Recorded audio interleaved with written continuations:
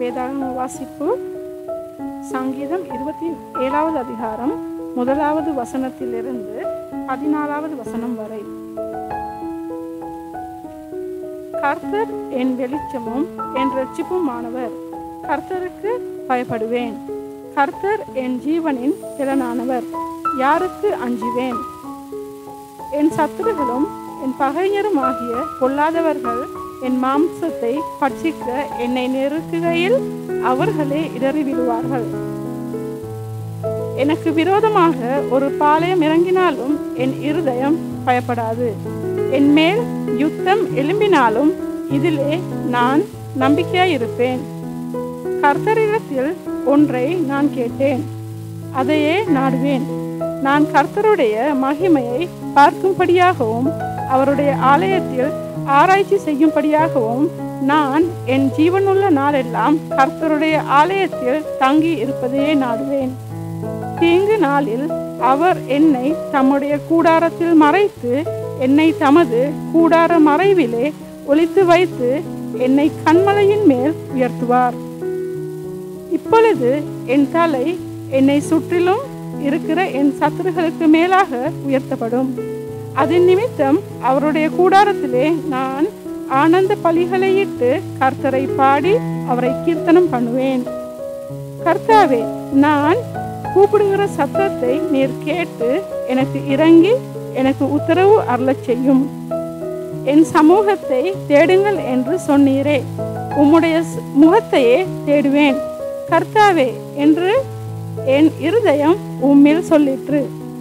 உமது முகத்தை எனக்கு மறைக்காதேயும், நீர் கோபத்துடன் உமது அடியேனை விலகி போடாதேயும். நீரே எனக்கு சகாயர், என் இரட்சிப்பின் தேவனே. என்னை நெகிழ விடாமலும் என்னை கைவிடாமலும் இரும். என் தகப்பனும் என் தாயும் என்னை கைவிட்டாலும் கர்த்தர் என்னை சேர்த்து கொள்ளுவார். கர்த்தாவே, உமது வழியை எனக்கு போதித்து என் எதிராளிகளின் நிமித்தம் செவ்வையான பாதையில் என்னை நடத்தும். என் சத்துருகளின் இஷ்டத்துக்கு என்னை ஒப்புக்கொடாதேயும். பொய் சாட்சிகளும் ஆக்கிரமித்து சீருகிறவர்களும் எனக்கு விரோதமாக எழும்பியிருக்கிறார்கள்.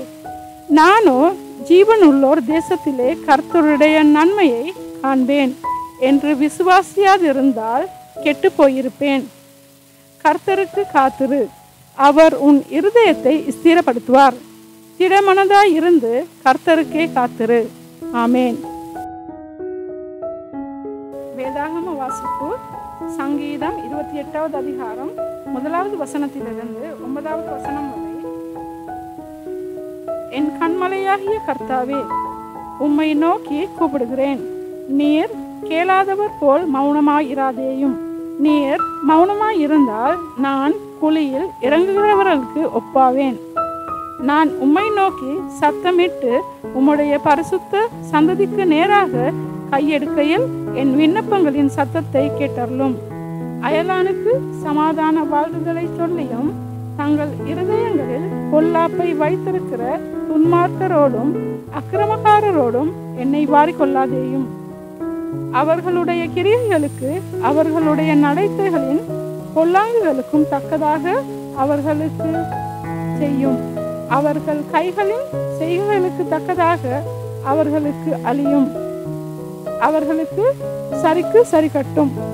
அவர்கள் கர்த்தருடைய செய்கைகளையும் அவர் கரத்தின் கிரியைகளையும் கவனியாதபடியால் அவர்களை இடித்து போடுவார். அவர்களை கட்டமாட்டார். கர்த்தருக்கு சோஸ்திரம். அவர் என் விண்ணப்பங்களின் சத்தத்தை கேட்டார். கர்த்தர் என் பெலனும் என் கேடகமாயிருக்கிறார். என் இருதயம் அவரை நம்பி இருந்தது.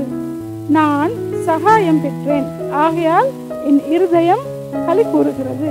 என் பாட்டினால் அவரை துதிப்பேன். கர்த்தர் அவர்களுடைய பெலன். அவரே தாம் அபிஷேகம் பண்ணினவனுக்கு அரணான அடைக்கலமானவர். தேவரீர் உமது ஜனத்தை இரட்சித்து உமது சுதந்திரத்தை ஆசீர்வதியும். அவர்களை போஷித்து அவர்களை என்றென்றைக்கும் உயர்த்தி அருளும். ஆமேன்.